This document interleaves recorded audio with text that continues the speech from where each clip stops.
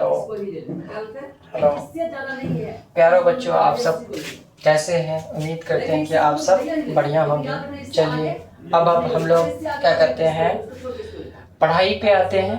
ठीक है, तो आप सबको पता है कि आज हम 10th क्लास का क्लास स्टार्ट करने जा रहे हैं, जिसमें से हमको बताना है बेसिक में। तो आज हम पढ़ाने जा रहे हैं हिस्ट्री, ठीक है ना। और हिस्ट्री को हम लोग हिंदी में इतिहास कहते हैं कि नहीं कहते हैं? तो इतिहास कहते हैं, ठीक है। इसका हम सबसे पहले डिफिनेशन जानते हैं, है ना। तो उसके बाद उनका बारे में जानेंगे कि इतिहास का पिता कौन है ना।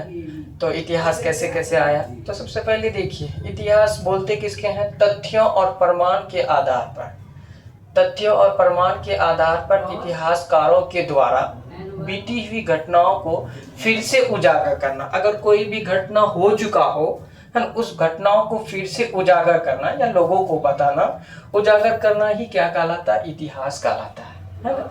तो देखा गया कि इतिहास अतीत और वर्तमान के बीच निरंतर चलने रहने वाली क्या है?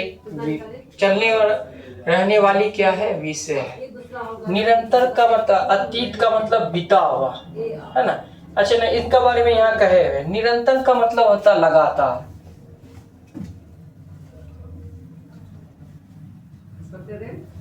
लगातार, है ना। देखिएगा, अतीत, वर्तमान, भविष्य, है ना। तो अतीत किसको बोलेंगे? जो बीत चुका हो, जो बात बीत चुका हो उसको हम लोग अतीत बोलते हैं। वर्तमान किसको बोलते हैं? जो गुजर रहा है ना, नहीं बोलता जो अभी जमाना गुजर रहा है उसको क्या बोलेंगे? वर्तमान बोलेंगे। भविष्य, भविष्य किसको बोलेंगे? जो आने वाला है, मतलब जो आया नहीं है, आने वाले को भविष्य। जो वर्तमान, जो गुजर रहा है, जिस दौर में हम लोग चल रहे हैं उसको क्या बोलेंगे? वर्तमान काल बोलेंगे, है ना। अतीत मतलब जो बीत चुका है, जो बात बीत चुका हो उसको अतीत बोलेंगे। वर्तमान किसको बोलेंगे? जो गुजर रहा है। भविष्य किसको बोलेंगे? जो आने वाला है ना। तो उसके बाद देखिएगा, अतीत का अध्ययन को हम लोग क्या कहते हैं? इतिहास। अतीत का अध्ययन को इतिहास कहते हैं, ठीक है। इतिहास का पिता हेरोडोटस को कहा जाता है। इतिहास का पिता किसको कहा जाता है? हेरोडोटस, है ना। इतिहास का पिता हेरोडोटस को कहा जाता है। इतिहास को 3 कालखंडों में क्या किया गया है? 3 कालखंडों में बांटा गया है।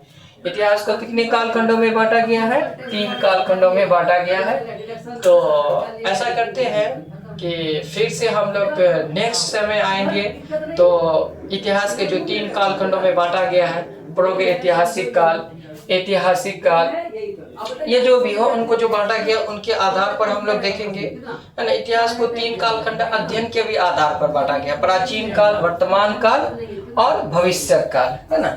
तो अगले दिन हम लोग बताएंगे, ठीक है। यहीं तक रखते हैं। नेक्स्ट समय आएंगे फिर नेक्स्ट विषय के साथ, और उम्मीद करते हैं कि आप लोग ये सब चीज जान गए होंगे और इस पर थोड़ा सा फोकस कीजिएगा।